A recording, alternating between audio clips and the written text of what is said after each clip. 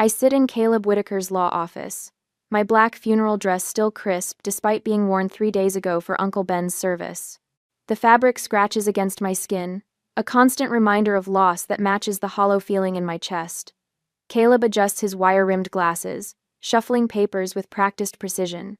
Sunlight streams through Venetian blinds, creating prison bar shadows across the polished mahogany conference table. As the sole beneficiary of Benjamin Thomas's estate, Caleb begins, his voice gentle but firm. You inherit approximately $1.8 million in liquid assets, a majority stake in Arcadia Home and Living valued at $14.9 million, and the Craftsman estate, conservatively appraised at $2.2 million. I nod mechanically, the numbers washing over me like cold water. Uncle Ben had prepared me for this, mentioning the business would be mine someday. But someday wasn't supposed to be at 26. Someday was supposed to be decades from now, after thousands more Sunday dinners and Christmas mornings with the only real parent I'd ever known. There are some additional personal items, Caleb continues, sliding a folder toward me. Your uncle's watch collection, his classic Thunderbird, and the conference room door swings open without a knock. I turn, expecting Caleb's secretary with more coffee. My heart stops. Grant and Nadine Thomas stand in the doorway, looking older but unmistakable. My father's once dark hair now salt and pepper. My mother's face lined but still beautiful in that distant way I remember from childhood. 16 years. 16 years since they left me with nothing but a hastily scrawled note. My hands begin to shake uncontrollably. The coffee cup rattles against its saucer, liquid sloshing dangerously close to the rim. My heartbeat becomes a physical presence, pounding in my ears like someone trying to break down a door. We heard about Benjamin's passing, Grant says, stepping forward with practiced sympathy dripping from every word.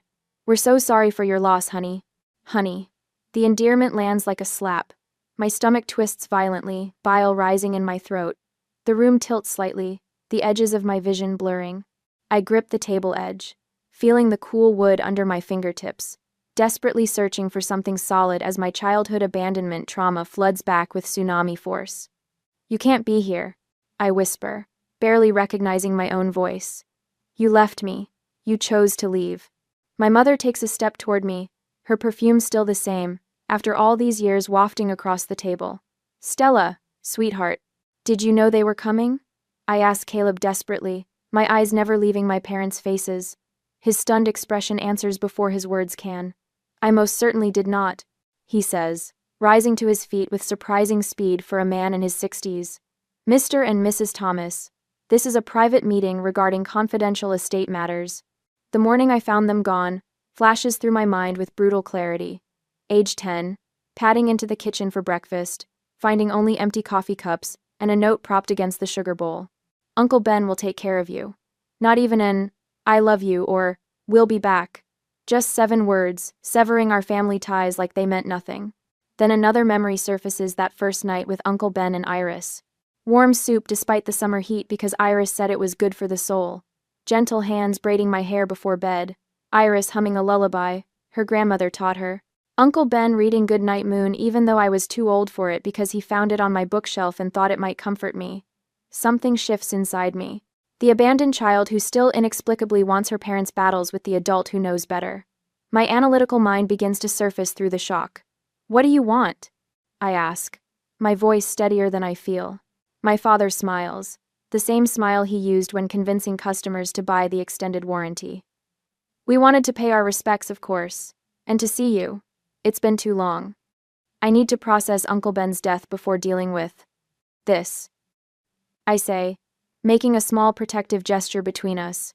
My first boundary, wobbly but present. Grant's smile doesn't falter, but his eyes harden. Stella, we're family. We have every right to be here. We've been waiting to reconnect, Nadine adds, her voice soft and reasonable, and now seemed like the right time. The right time. Just after Uncle Ben died, just as I inherited everything he built. The realization hits me with stunning clarity: everything Uncle Ben created for me is now at risk.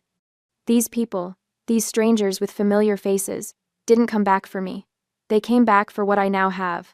They stand there calm and prepared, while I'm grieving and shocked. The power imbalance couldn't be clearer. Mrs. Thomas, Caleb interjects, his professional demeanor firmly back in place. Perhaps we should schedule another meeting. Miss Thomas is still processing her loss, and there are several estate matters requiring immediate attention. My parents exchange a look I recognize from childhood, the silent communication that always preceded unified action. They planned this timing deliberately, targeting me at my most vulnerable. A soft knock at the door breaks the tension. Iris appears, her silver-streaked hair pulled back in her customary bun, fresh tissues clutched in one hand. Her eyes take in the scene with startling speed, narrowing slightly when she sees my parents. "Miss Stella, I brought the car around," she says, her southern accent thickening as it always does when she's upset. "You look pale, dear." I face a choice: flee with Iris or stay and confront. The business director in me says stay, show strength. The frightened child says run, find safety. But before I can decide, Iris quietly positions herself between me and my parents, her slender frame somehow forming a protective barrier that has nothing to do with physical size. Grant's gaze slides dismissively over Iris. "Still keeping the help around, I see?" Iris stiffens but remains dignified. "I've been part of this family for 16 years, Mr. Thomas. The emphasis on family speaks volumes." Something solidifies in my chest, the first spark of real resolve. I stand, gathering my purse and Uncle Ben's folder. "Iris is family," I say, looking directly at my parents for the first time. "You two are strangers." The words hang in the air, simple but powerful. I don't run for the door, but I do move to stand beside Iris, our shoulders nearly touching. A clear message: I won't face this alone. My father's expression hardens, but my mother actually flinches. "Good, let them feel something for once. We'll be in touch," Grant says, as if he's concluding a business meeting. "I'm sure you will," I reply, surprised by the steadiness in my voice. As we walk toward the door, Iris's hand finds mine, giving it a quick squeeze. The silent support says what words cannot. Whatever comes next, we'll face it together. On Sunday, I stand in Uncle Ben's kitchen, my kitchen, now watching a pot of coffee brew while sunlight streams through the bay windows. 3 days have passed since the ambush at Caleb's office. 3 days of sleepless nights, jumping at every car that drives past the house, wondering if they'll show up again. The front doorbell chimes, answering my question. I don't need to check the peephole to know who's standing on the porch. The coffee machine beeps, but I leave it, moving toward the door with my heart hammering against my ribs. I pause, hand on the knob, breathing deeply the way Iris taught me as a child after nightmares. When I open the door, they're standing side by side, looking like an aging catalog couple. Grant in pressed khakis and a blue button-down, Nadine in a cream-colored cardigan and tailored slacks. They've aged 16 years since I last saw them, but they're unmistakable. Grant's square jaw, Nadine's delicate nose. The same features I see in the mirror every morning. "You can't just show up here," I say, keeping my body firmly in the doorway. Grant smiles, the same smile he used when convincing neighbors to invest in his latest scheme. "We just want to talk, Stella. 5 minutes." I hesitate. Caleb advised against any contact, but part of me, that stubborn 10-year-old who still wants answers, overrules my better judgment. I step back, allowing them into the house where I grew up without them. They follow me to the kitchen, their eyes sweeping over the home's details, the renovated cabinets, the Viking range, Uncle Ben installed last year, the expensive artwork, cataloging. Assessing. "Coffee?" I ask, less from hospitality than a need to occupy my hands. "Black for me," Grant says, settling into a chair at the kitchen table as if he belongs there. "Your mother takes cream and sugar." "I know how Iris takes her coffee," I reply coldly. "I was asking about you two." Nadine winces, but accepts the mug I hand her. "This is a beautiful home," she says after an awkward silence. "Benjamin always had exquisite taste." I don't respond, leaning against the counter instead of joining them at the table, Uncle Ben's table, where he taught me algebra and business ethics and how to balance a checkbook. Grant takes a deliberate sip of coffee before placing a leather portfolio on the table. "We've done our research. That business is worth nearly $15 million. The bluntness of it, the naked greed, shouldn't surprise me, but it does. The thin veneer of parental concern already stripped away. And I keep my voice neutral. Nadine opens the portfolio, revealing pages of financial documents, spreadsheets, valuation reports, property assessments. "We just want to understand the full picture, honey." "Stop calling me honey." The words come out sharper than I intended. "What is all this?" Grant slides a document across the table. A complete financial analysis of your inheritance. The business, the liquid assets, the real estate, everything. I don't touch the paper. Where did you get this information? That's not important, Grant says. What matters is... It matters to me, I interrupt. You've been gone 16 years. Now you show up 3 days after Uncle Ben's funeral with detailed financial information about his estate? Nadine exchanges a glance with Grant. We tried contacting Benjamin many times over the years. For money, I say, the pieces suddenly clicking into place. You contacted him for money. Neither denies it. He never told me. The realization lands like a punch. Uncle Ben protected me from them, shielded me from their attempts at manipulation. Grant sighs, a practiced sound of exasperation. Your uncle painted a very one-sided picture of us, I'm sure. He didn't need to paint anything.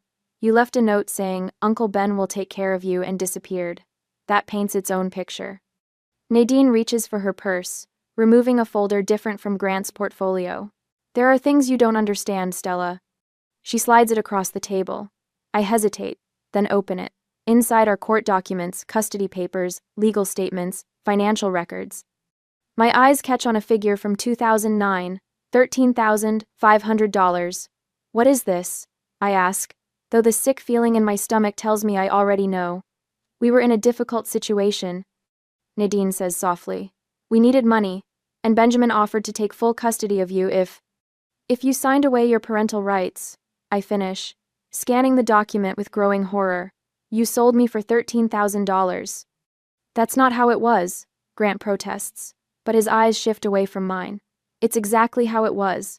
I push the documents back. You legally signed me away for cash. The kitchen falls silent except for the ticking of the grandfather clock in the hallway, Uncle Ben's clock, the one he wound every Sunday evening while telling me stories about his childhood. My entire world shifts beneath me. Uncle Ben wasn't just generous in taking me in, he was protective. He paid them to stay away. Every gift, every opportunity he gave me was part of a shield he built around me. His occasional sadness, the distant look he would get sometimes while watching me open Christmas presents, it all makes sense now. You planned this timing, I say, the realization crystallizing. You waited for him to die. Grant straightens, abandoning pretense. We have problems, Stella. Serious problems. What kind of problems? I owe people, he admits. $85,000 to men who don't take excuses. Nadine adds, and I've been in treatment for depression. The medical bills. She trails off. $45,000 in credit card debt. So, you're here because you need money within what, 60 days? I ask, connecting their urgency to their desperation. Grant looks surprised that I've figured it out so quickly. We're still your parents, he says, leaning forward. Family helps family. Family doesn't abandon family, I counter. Family doesn't sell their child. We'll contest the will if necessary, Grant says, voice hardening. We have rights as your biological parents. I almost laugh. You signed away those rights for $13,000. In court. Legal details can be reinterpreted, he threatens. We had bad representation. The threat hangs in the air between us. These aren't just desperate people, they're dangerous. They have nothing left to lose, which makes them unpredictable. The fact that they're willing to destroy my peace after Uncle Ben's death proves they're formidable opponents. A floorboard creaks in the doorway. Iris stands there, her eyes taking in the scene, the documents scattered across the table, my rigid posture, my parents' desperate expressions. I think that's enough for today, she says quietly but firmly. Grant glances at her dismissively. This is a family matter, Iris. Yes, it is, she replies, moving to stand beside me, and Stella is my family. My parents gather their documents, sensing they've pushed as far as they can today. At the door, Grant turns back. Think about what we said. We'll be in touch. After they leave, Iris guides me to the couch in the living room and disappears into the kitchen. She returns with tea in Uncle Ben's special porcelain cups, the ones we only used when something important happened. You heard everything? I ask. She nods. Mr. Ben saw this day coming. He prepared for it. My phone buzzes on the coffee table. Caleb's name flashes on the screen. Stella, he says when I answer. I've been reviewing some files.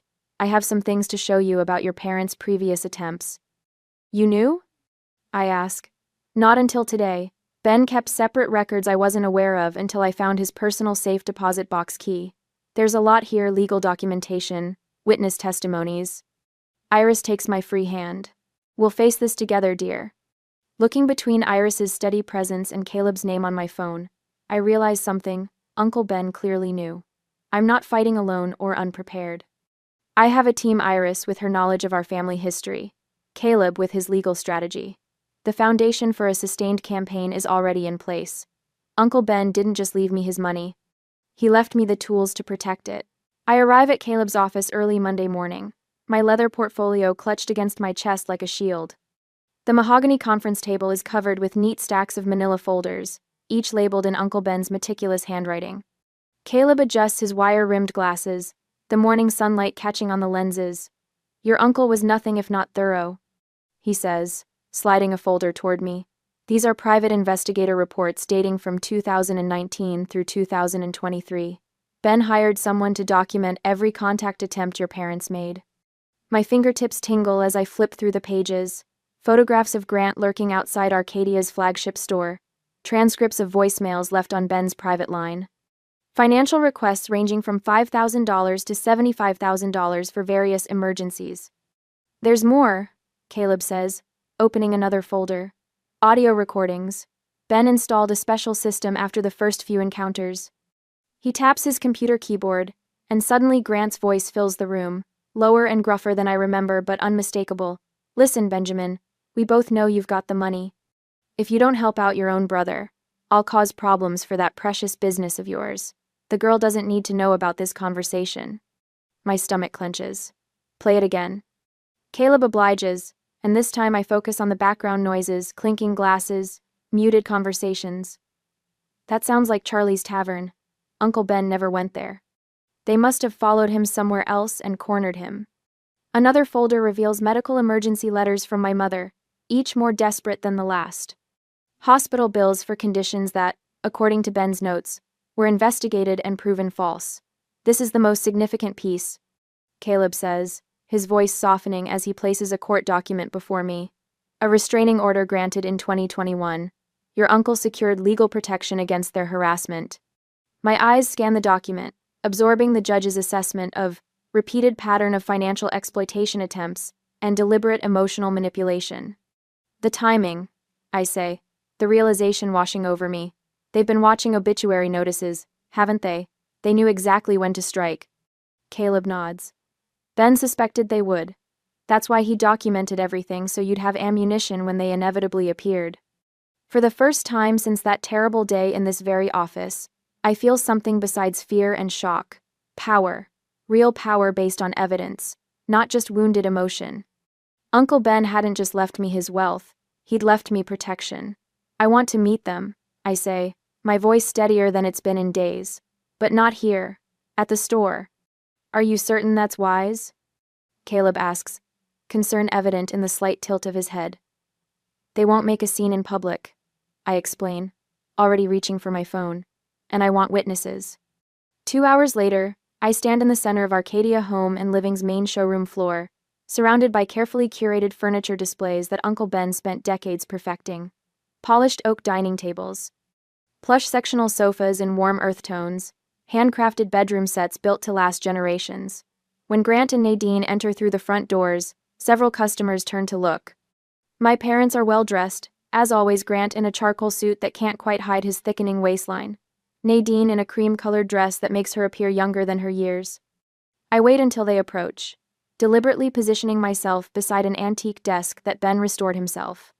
My fingers rest lightly on its surface, drawing strength from the connection. "Thank you for coming," I say, my voice carrying just enough to be heard by nearby customers without seeming confrontational. "I found Uncle Ben's files about you, all of them." Grant's confident stride falters almost imperceptibly. A flicker of something: worry? Anger? Crosses his features before his salesman's smile returns. "Stella, honey, I'm not sure what you think you've found, but—" "The court orders," I interrupt, watching his eyes widen slightly. "The restraining order from 2021, the documented harassment, the fake medical emergencies."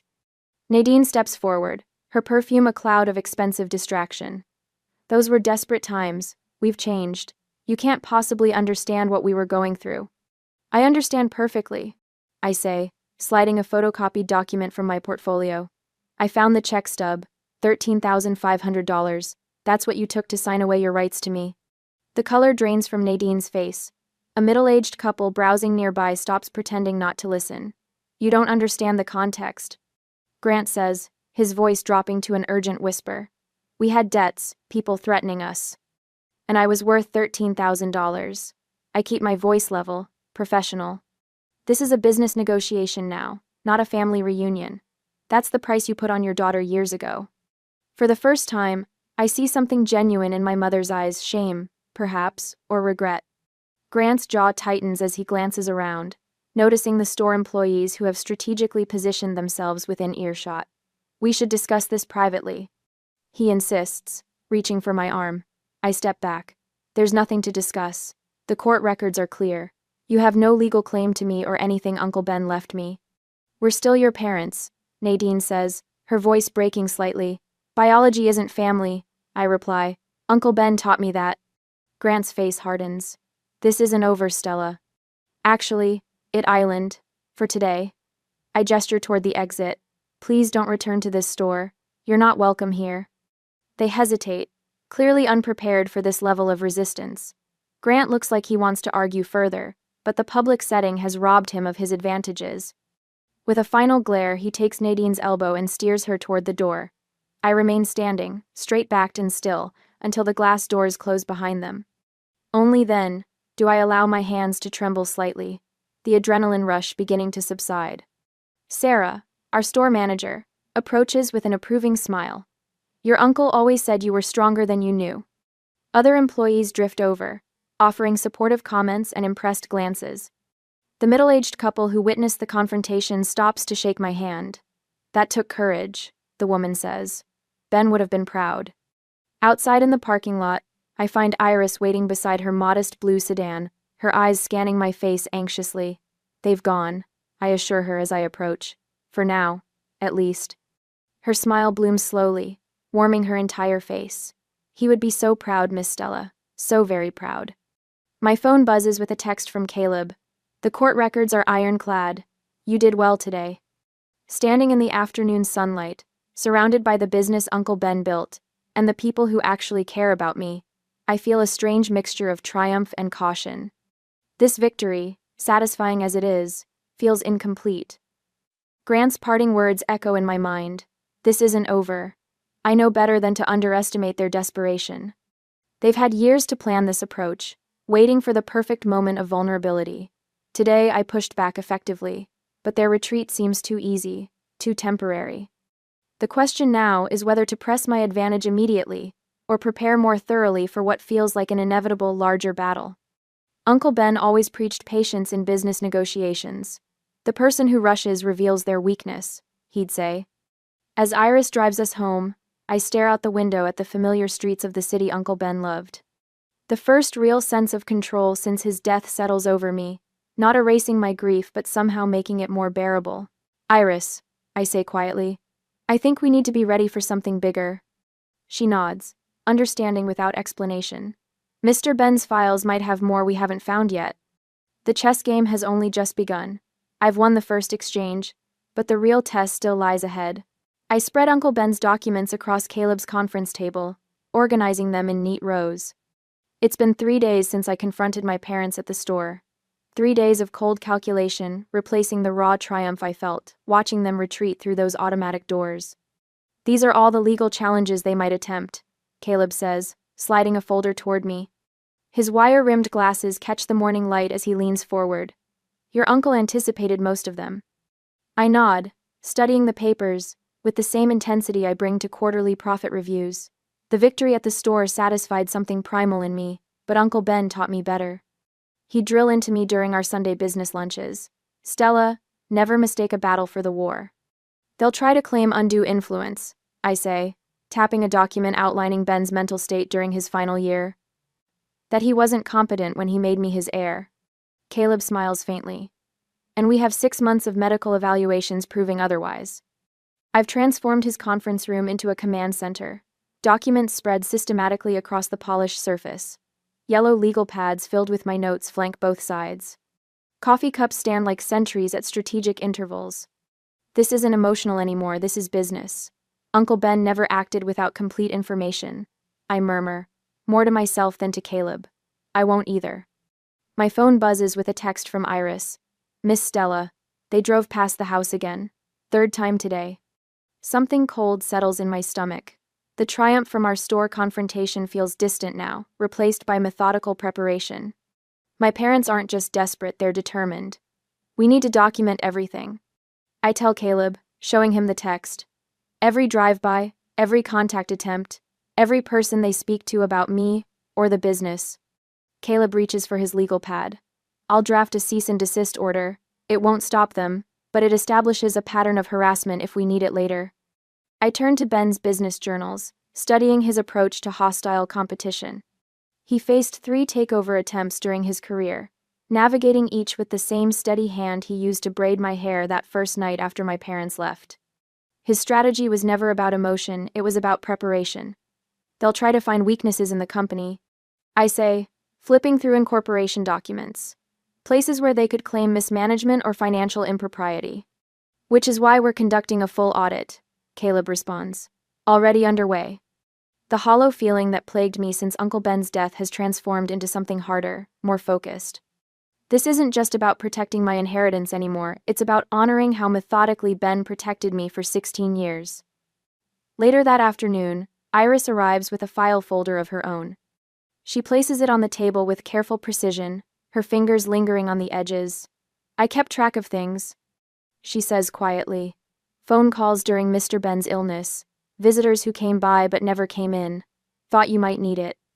I open the folder to find meticulous notes in Iris's careful handwriting, dates, times, descriptions of cars that drove slowly past the house during Ben's final months. They were watching him die. I whisper, the realization landing like a physical blow. Iris nods, her expression unchanged but her eyes hardening slightly. I believe they were, Miss Stella. I reach for my phone, calling Sarah at the main store. Sarah, I need you to document if my parents come in asking questions about anything inventory, staffing, finances. And ask the other managers to do the same. Already happening, Sarah replies. Your father was in yesterday asking about our supply chain, said he was just curious about the family business. A chill runs through me. They're more thorough than I gave them credit for. Thank you, I tell her. Document everything but don't engage beyond basic courtesy. By evening, we've established a network of watchers, store managers, warehouse staff, even delivery drivers, all alert for my parents' probing questions, not to confront them, just to track them. To build our case without tipping our hand, I'm reviewing security footage from the warehouse when Caleb's phone rings. His expression darkens as the conversation progresses. They've hired Martin Keene, he says after hanging up, the name landing with weight. My stomach drops. The attorney who sued Uncle Ben's company in 2018? Caleb nods grimly. The very same. He knows every vulnerability in the company's legal structure. Your parents have done their homework, Stella. I lean back in my chair, processing this new threat. They're not just desperate gamblers grasping at straws, they're strategic opponents with knowledge of our weaknesses. They're smarter than I gave them credit for, I say quietly. Caleb gathers documents into a neat stack. Intelligence without integrity is still beatable. I nod, turning back to Uncle Ben's business journals. My early victory at the store feels hollow now, a minor skirmish before the real battle. But Uncle Ben prepared for this moment for 16 years. And now, so will I. I adjust my reading glasses, squinting at the paperwork spread across Caleb's conference table. 4 days of strategic planning has transformed this once formal space into something resembling a war room. Yellow legal pads filled with notes sit beside color-coded folders. A whiteboard mounted on the wall displays a timeline of my parents' previous attempts to contact Uncle Ben, each incident meticulously documented with dates and outcomes. The no contest clause is ironclad, Caleb says, sliding another document toward me. His silver hair catches the afternoon light streaming through the Venetian blinds. Anyone contesting the will automatically forfeits any potential inheritance. Your uncle was explicit about that. I nod, tracing my finger along the paragraph in question. The language feels like Uncle Ben, precise, thoughtful, leaving nothing to chance. What about the litigation trust? Fully funded and operational. Caleb removes his glasses, polishing them with a handkerchief. Ben established it with enough capital to fight a 5-year legal battle if necessary. My stomach tightens at the thought. Not fear exactly, but the weight of what's at stake. I think of Uncle Ben, how he'd approach this methodical, thorough, leaving nothing to chance. This isn't about a quick victory like the confrontation at the store. This is about securing everything he built, everything he entrusted to me. Miss Stella? Iris appears in the doorway, a leather portfolio clutched against her chest. Her silver-streaked hair is pulled back in its customary bun, not a strand out of place despite the intensity of our preparations. I've collected the statements from all of Mr. Ben's caregivers during his illness. Every nurse, doctor, and therapist confirmed his mental clarity right up until the end. Thank you, Iris. I take the portfolio, adding it to our growing arsenal of documentation. Any word from the store managers? All financial records secured, just as you requested. Mr. Johnson called to confirm the business stability reports are ready whenever you need them. I exhale slowly, mentally checking off another item on our list. We're not winning anything yet, just positioning our pieces on the board with careful precision. The store confrontation was satisfying but ultimately just a skirmish. What we're preparing for now is war. We're approaching this exactly as Ben would have wanted, Caleb remarks, his voice carrying a hint of approval. Building a comprehensive defense before they can mount their next attack. Iris hovers near the doorway, her fingers fidgeting with the edge of her cardigan, a nervous habit I've rarely seen from her.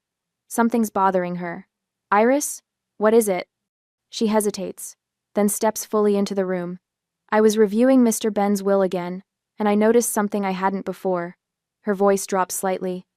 He named me as the backup executor, in case anything should happen to you. The revelation hits me with unexpected force.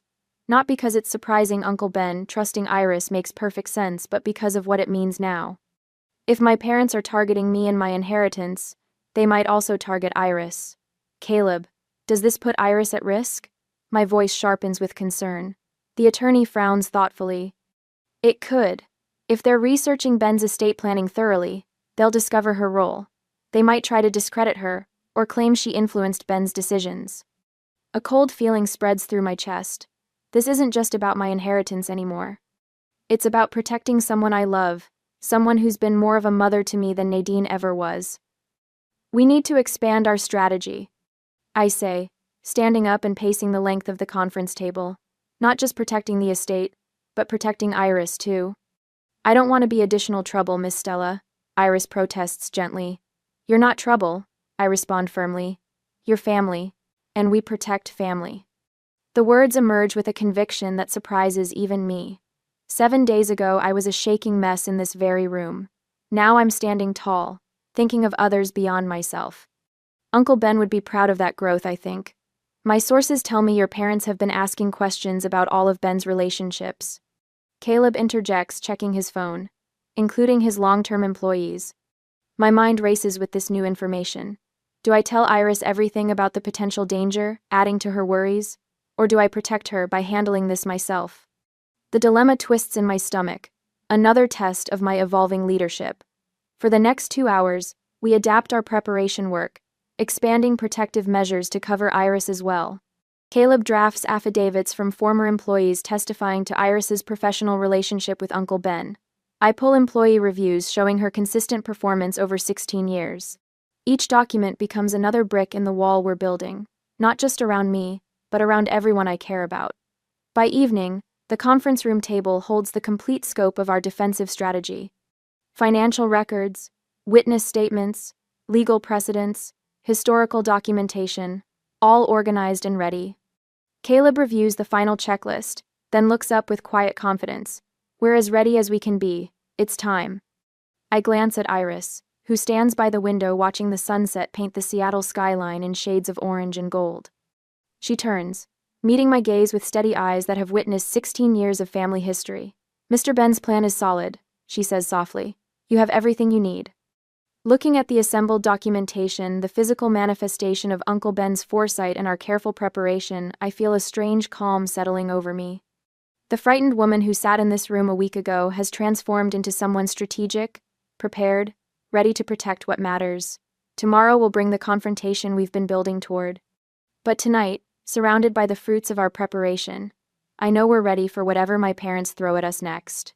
The certified letter arrives Wednesday morning next week, its official stamp glaring up from the kitchen counter where Iris placed it. My fingers tremble slightly as I slide my thumb under the flap, tearing the paper with a sound that seems unnaturally loud in the quiet kitchen. Court summons, I announce, my voice steadier than I feel. They're contesting the will. Iris's spoon clatters against her coffee cup. After everything? I scan the dense legal language, my stomach tightening with each paragraph. They're claiming undue influence. That Uncle Ben wasn't of sound mind when he changed his will. The words feel like acid on my tongue. And they've filed for a temporary injunction to freeze all assets, including the business, while the case is pending. The papers tremble in my hands. This isn't just about the money anymore. They're trying to take everything. The house, the business, Uncle Ben's legacy, my entire life. Who's representing them? Iris asks, moving to read over my shoulder. Martin Keene. The name sits bitter in my mouth. Uncle Ben's old legal adversary, the attorney who tried to sue Arcadia 3 years ago over a supplier contract dispute. Not a coincidence. The phone rings, and Caleb's name flashes on the screen. He's already heard. They've been planning this for weeks, he says without preamble. Filed it strategically before Judge Harmon. She's known for being cautious with estate transfers. What are our chances? I ask, pacing across the kitchen floor. Better than theirs, but it's going to be ugly. They've done their homework, Stella. The emergency hearing is set for Friday morning. Friday. Less than 48 hours to prepare our defense. The room tilts slightly, and I grip the counter edge. They can't possibly win, I whisper. No, but they can drag this out for months. Caleb's voice hardens, during which time the business operations could be severely restricted. That's what they're counting on, that you'll settle, rather than risk Arcadia's stability. After I hang up, I stare out the kitchen window at the garden. Uncle Ben lovingly tended every spring. The azaleas he planted the year I graduated college have just begun to bloom, their vibrant pinks a mockery of the coldness spreading through my chest. They've been watching us, I say to Iris, waiting for the perfect moment. The doorbell interrupts my thoughts. Through the sidelights, I glimpse a familiar news van parked at the curb. A reporter stands on my porch, microphone in hand. Perfect timing. I swing the door open before she can ring again. Miss Thomas? Her smile is professional, practiced. Catherine Ward, Kiro News. We're doing a story about the Thomas estate dispute. Would you comment on your parents' concerns about your ability to manage such a substantial business during this time of grief? My stomach drops. They've gone public. No comment, I say, closing the door firmly. My phone buzzes with a text from Sarah at the Bellevue store. Reporters here asking employees about you. What should we say? Another text chimes from our operations manager. 2 customers canceled large orders this morning, said they heard Arcadia might be changing ownership. I press my forehead against the cool wood of the door.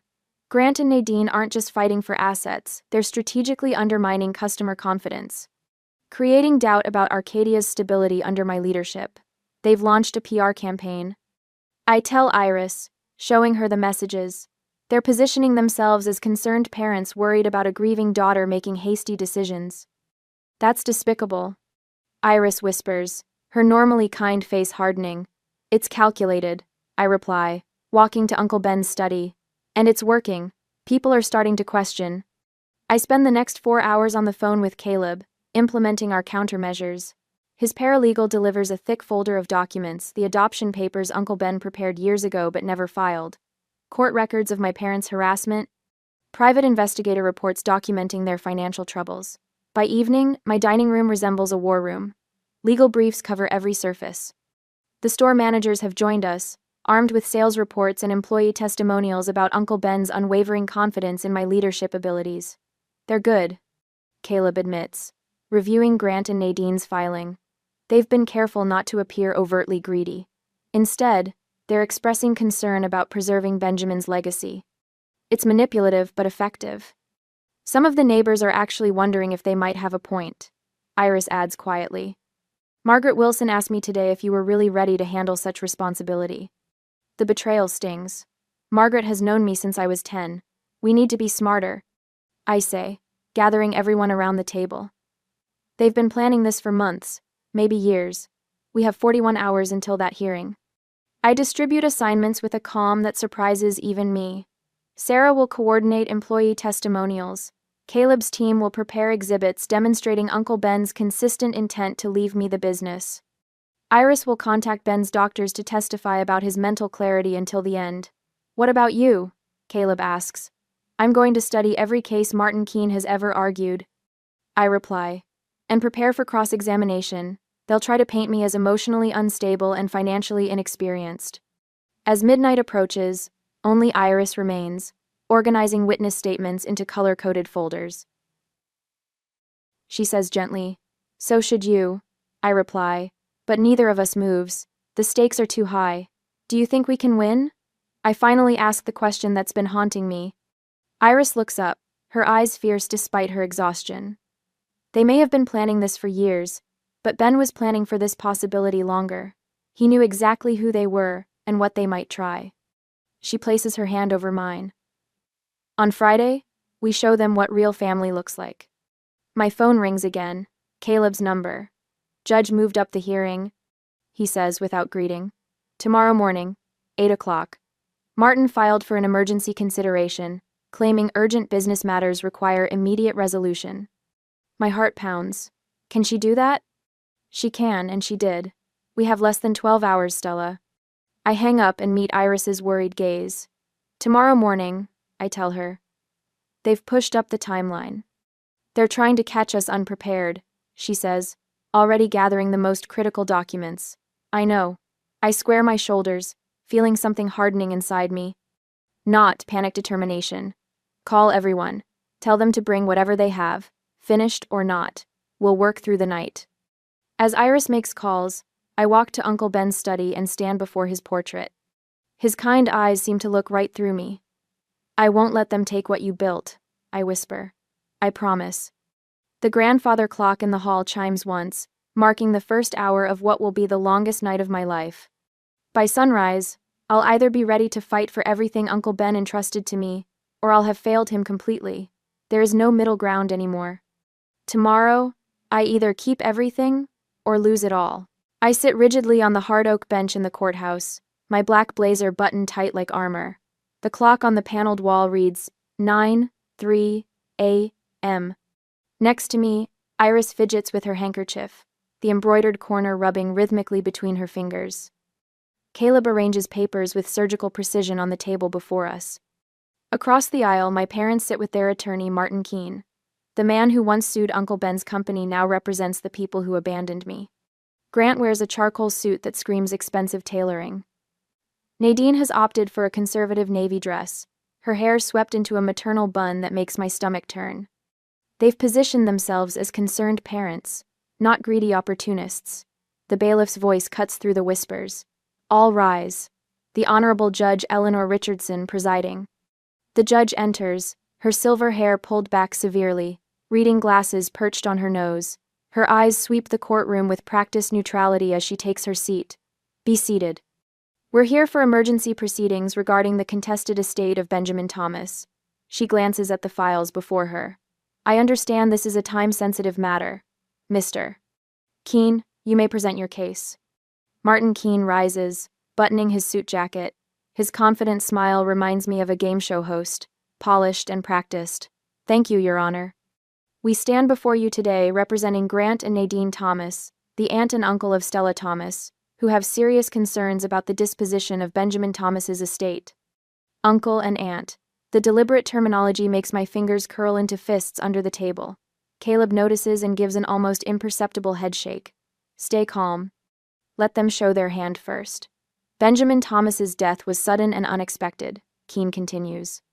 He suffered from hypertension and had experienced several minor cardiac events in the months preceding his passing. During this vulnerable time, his niece, Miss Thomas, who lived with him and depended on him financially, was in a position to exert undue influence. The accusation hangs in the air. My heart pounds against my ribs, but I keep my face neutral, just as Caleb and I practiced. We have documented precedent in Carmichael versus Westbrook where a caregiver relationship was found to create presumptive undue influence. Keene presents a stack of case law to the court clerk. We believe similar circumstances exist here. and request temporary injunctive relief, freezing the estate assets until a full hearing can determine if Benjamin Thomas was of sound mind and free from coercion when making Miss Thomas his sole beneficiary. My father leans forward, his face a perfect mask of concern. We only want what's best for our niece and for my brother's legacy. He tells the judge. Benjamin built that business from nothing. If he wasn't thinking clearly at the end, decisions might have been made that he wouldn't want. The judge turns to Caleb. Mr. Whitaker, your response? Caleb rises slowly, deliberately. Uncle Ben always said Caleb had courtroom timing like a Broadway actor. Your Honor, what we have before us today is not a case of undue influence.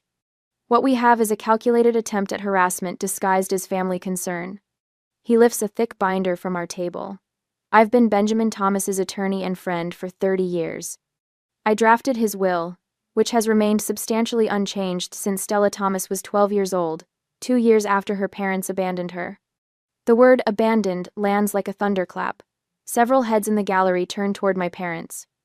I have here notarized documentation that Grant and Nadine Thomas legally signed away their parental rights to Benjamin for the sum of $13,500 in 2009. Caleb slides the papers toward the judge. They have had no meaningful contact with their daughter until 3 days after Benjamin's death, when they suddenly appeared at the reading of his will. The judge's eyebrows lift as she examines the document.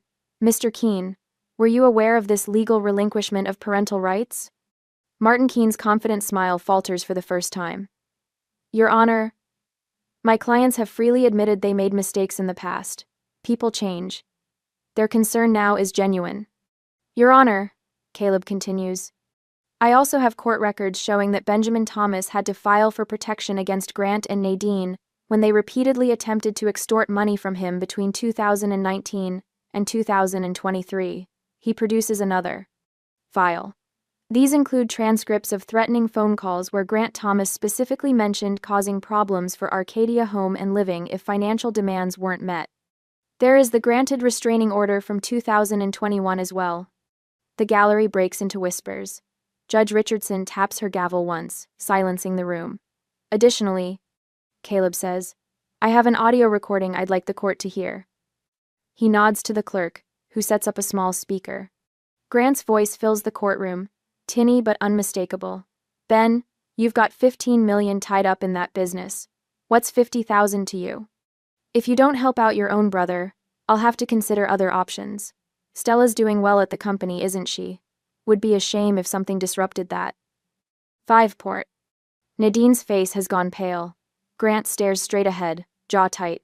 This recording was made 14 months ago. Caleb explains.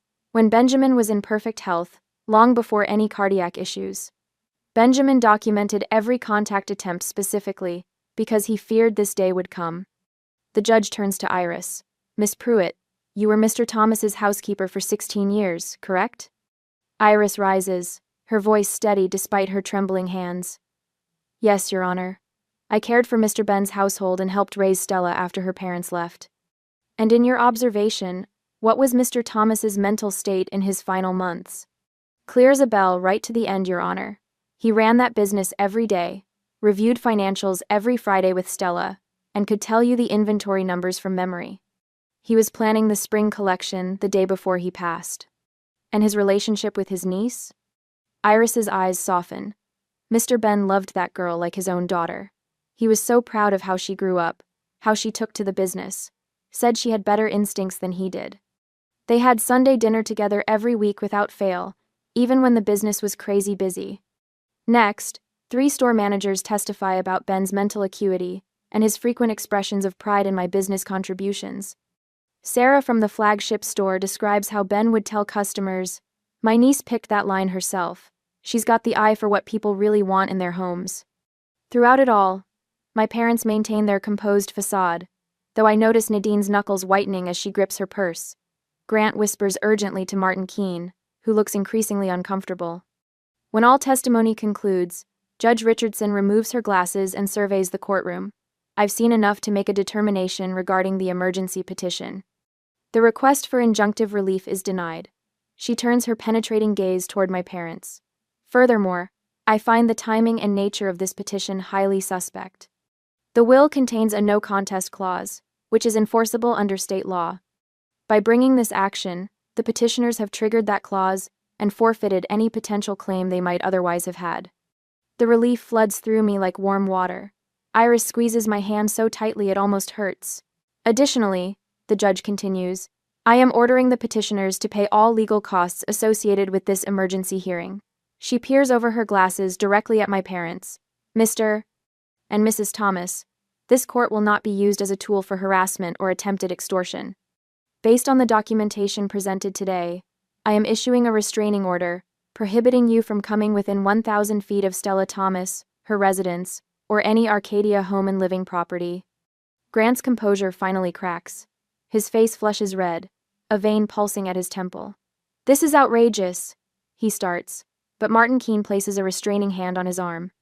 Any further contact in violation of this order will result in contempt charges, Judge Richardson warns. This case is dismissed.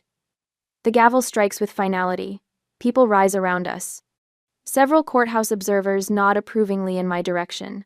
The deputy approaches my parents with restraining order paperwork. Grant's shoulders slump as he signs, his earlier confidence evaporated. It's over, Caleb says quietly. They have no further legal recourse. Iris dabs at her eyes with her handkerchief. He's watching over you, dear. Mr. Ben planned for everything. I watch as my parents gather their things, defeated.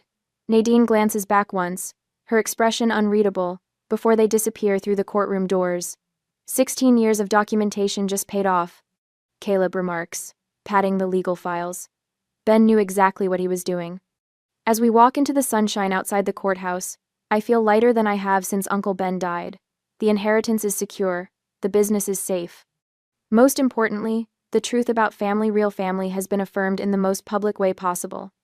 Iris links her arm through mine as we descend the courthouse steps. What are you thinking, Miss Stella? I touch Uncle Ben's watch on my wrist, feeling its steady tick against my pulse. I'm thinking that loyalty isn't about blood. It's about showing up, day after day, year after year. A small crowd of store employees waits at the bottom of the steps, breaking into applause as we approach. In their faces, I see the community Uncle Ben built, the true legacy he left behind. I am no longer the abandoned child, or even just the grieving niece. I am the guardian of everything. Ben valued the business he built, the people he employed, and the family he chose.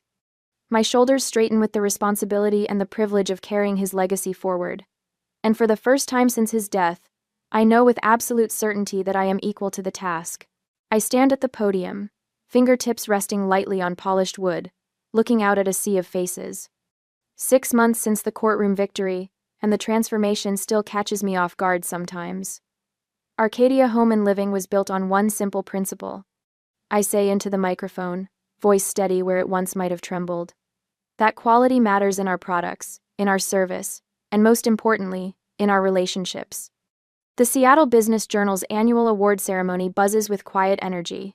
300 of the city's most influential business leaders fill the ballroom, and not one of them makes me doubt myself anymore. The Crystal Community Leadership Award catches the light beside me, Ben's legacy made tangible. In the front row, Iris beams, her silver-streaked hair, elegantly styled for the occasion. Beside her, Caleb adjusts his glasses, offering a small nod of approval. My true family, bound by choice rather than blood. My uncle taught me that integrity in business mirrors integrity in life. I continue. And when Arcadia opens its Tacoma location next month, we'll bring that same commitment to a new community. The memory of those chaotic days after my parents' return feels distant now. The newspaper articles about the court case line my office drawer, not as a reminder of pain, but of strength. Local business hire wins decisive victory, read the headlines. The coverage validated what Ben had always told me. The truth, when properly prepared and presented, eventually wins out. My parents left town within 48 hours of the judge's ruling. Their threats proved as empty as their promises had been 16 years ago. The restraining order remains filed with every police department in a 100-mile radius, though we haven't needed it. People willing to abandon a child for money rarely show the courage to face consequences. The Benjamin Thomas Foundation officially launches next week. I announce, warmth spreading through my chest at the whispers of approval. Our mission is simple: to support those rebuilding lives after family betrayal. Because sometimes the family that matters most is the one you choose. From the corner of my eye, I catch Margaret Wilson, our newest store manager, dabbing at tears. 3 weeks ago, she stood in my office, shaking just as I once had in Caleb's conference room, explaining how her brother was pressuring her to share our upcoming product line with competitors. The parallel wasn't lost on me. When people face impossible family pressures, I'd told her then, they deserve more than sympathy, they deserve protection. Caleb drafted a cease and desist the same day. Iris took Margaret for coffee and shared stories of Ben's unwavering boundaries. Security installed new protocols to protect our design files. The systematic support I provided felt nothing like my own panicked reaction months before. Sleep comes easily now. Morning coffee on the porch has become a quiet celebration rather than a jumpy waiting game. The business thrives, revenue up 23%, employee satisfaction at record levels. But these external markers pale beside the internal shift. I no longer wonder if I'm worthy of what Ben built. I know I am. The foundation has already helped 3 individuals successfully defend their boundaries. I continue at the podium. People just like our own employees who face impossible choices between loyalty and self-protection. In the audience, Thomas Reynolds nods appreciatively. As our youngest department manager, he benefited from the foundation's legal support when his parents attempted to access his newly established investment accounts. The look of relief on his face when I promised company resources still warms my heart. Iris Pruitt will serve as the foundation's program director, I announce, watching her straighten with pride. Her official role as estate manager and family advisory board member has formalized what she's always been, the heart of our unconventional family. Nobody understands better how to help people find their chosen families. After the ceremony, Caleb approaches with champagne flutes. His retainer has been enhanced, making him our permanent legal advisor. Another anchor in the storm. Ben would be proud, he says simply. He prepared me for this, I reply. I just didn't know it at the time. The business center buzzes around us, but my thoughts drift to that first night, after my parents left me, Iris braiding my hair, Ben reading Goodnight Moon. They chose me before I could choose them. Now I honor that choice every day. Back at the estate, I slip off my heels and pad into Ben's old study, my study now. The expansion plans for Arcadia's 3rd location spread across the desk. Decisions that once would have paralyzed me now energize instead. No second guessing, no fear of failure, just clear vision and decisive action. The phone rings. It's the foundation's first scholarship recipient, calling to share that she's completed her business degree. Another life rebuilding, another circle completing. Uncle Ben taught me that love is a choice we make every day. I tell her, the truth of it settling in my bones. Sometimes the hardest part is believing we deserve to make that choice. As I hang up, I catch my reflection in the window. I've become the leader Ben always saw in me. The abandoned child is still there, but she's no longer driving my decisions. Instead, she informs my compassion.